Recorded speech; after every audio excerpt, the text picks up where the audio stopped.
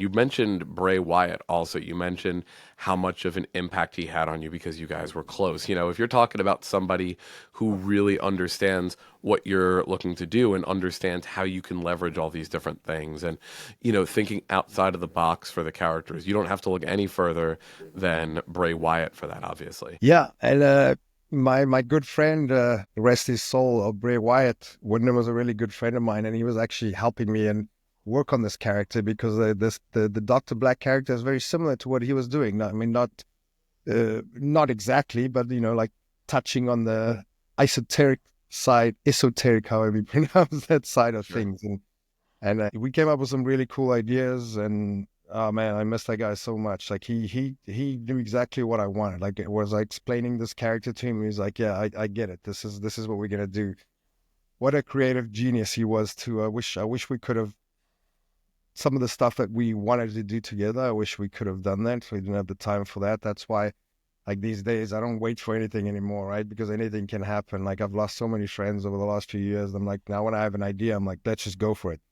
I remember that's how this came about too. Yeah, wow, I miss that guy every day, man. Wow, he was one of the when I moved to the United States, he was one of the my first friends. Like all my family's still back in South Africa, so when I came to the US, that was probably the best 10 months of my life when I was in developmental. Because I got paid to just play with my friends every day, go to the gym, go to the show. Like I didn't have a car, I didn't have a phone back then, I didn't have bills to pay, I didn't have anything. I was just wrestling every day. And me and Wyndham and his brother became really close. Me and the Usos, we all got to FCW at the same time. So, I not having a family here, those are the guys that invited me for Christmas and Thanksgiving because I didn't have anywhere to go. So they became like my family. They were my brothers.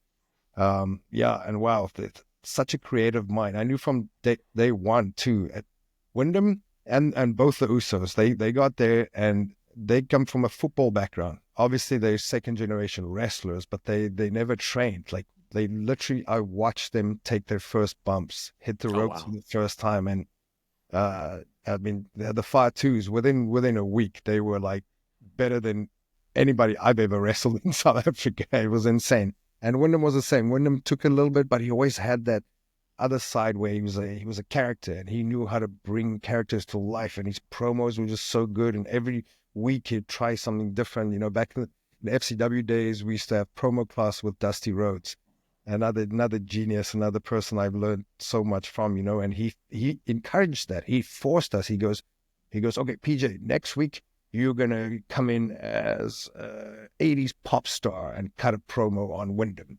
Like he challenged us to do those things, and a lot of those things came out, and it's so cool to see Bray Wyatt bring that character to life because that was an idea he had ages ago, and it made me think too. I was like, wow, I'm gonna all these little character ideas or even like moves or anything, all these ideas that I used to have. I was like, just bring them back and incorporate them, just like mash it all together. And that's what's fun about wrestling, right? It's a soap opera. We should play. My dad used to call it a stuntman's ballet, and I think about that a lot often. I was like, wow, it really is. Wrestling is a stuntman's ballet.